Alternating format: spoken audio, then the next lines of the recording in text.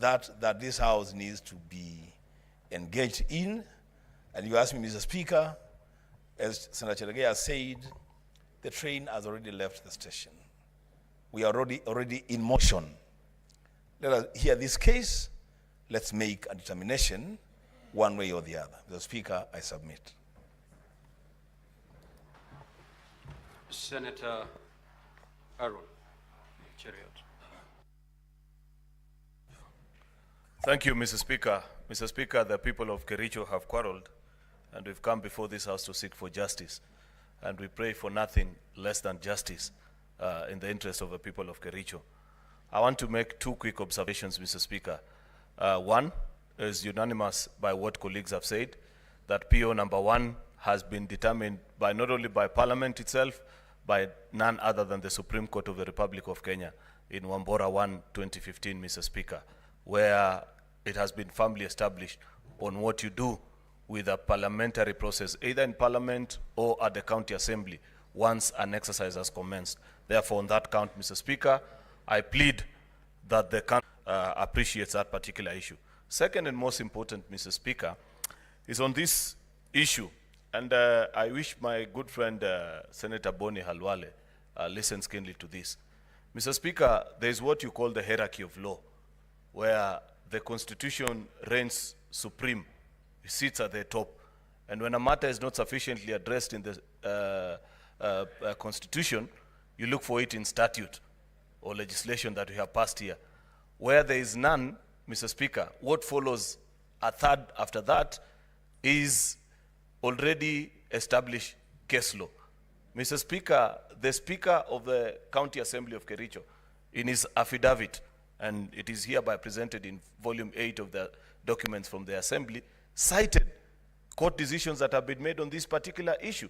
Therefore, Mr. Speaker, I don't know on what basis you would want to fault the Assembly, because I have listened to Counsel for Governor and there is no citation whatsoever on their part other than application of mathematics and this theory that we want to be told that there is no half or quarter of a human being.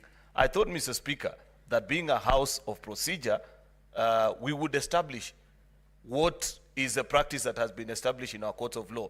Mr. Speaker, you know, what I find to be extremely curious, though, is a very dangerous invitation that the Counsel for Governor is sending out to you.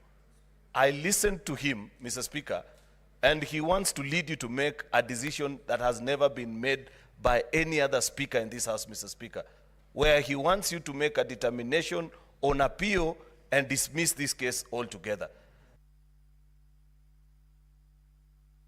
Now, have a seat. Now, honorable senators, it is now 4 minutes past 1. We can only, during a morning session, prosecute business up to 1 p.m. And therefore, allow me to invoke Standing Order 34, 2A, to extend the time for 15 minutes. Thereafter, we shall rise for a break. We'll come back at 2:30 and prosecute this matter because it is of such a fundamental nature. I'll give you 1 minute to conclude. Mr. Speaker, you are being invited to very dangerous path. Previously, before this House, in Mike Sonko versus County Assembly of Nairobi, and previously also in Ferdinand Waititu versus the County Assembly of Kiambu, such POs have been raised. What did your predecessors do? They let the jury make the determination, which is all the 47 delegations. Do not accept, Mr. Speaker, the invitation that is being passed on to you to make a determination on your own. The Constitution, nor our standing orders or legislation, never envisioned a situation where the Speaker could terminate proceedings such as this, Mr. Speaker, purely on a point of order. Therefore, I want to humbly request you, Mr. Speaker, that just as we do in legislation, let us make a determination on this PO. If it comes to voting, let it be the case, Mr. Speaker. But on your own motion, Mr. Speaker, in the interest of justice for the people of Kericho, allow us to listen to this case and eventually make a determination one way or the other. I thank you. Senator Mogeni.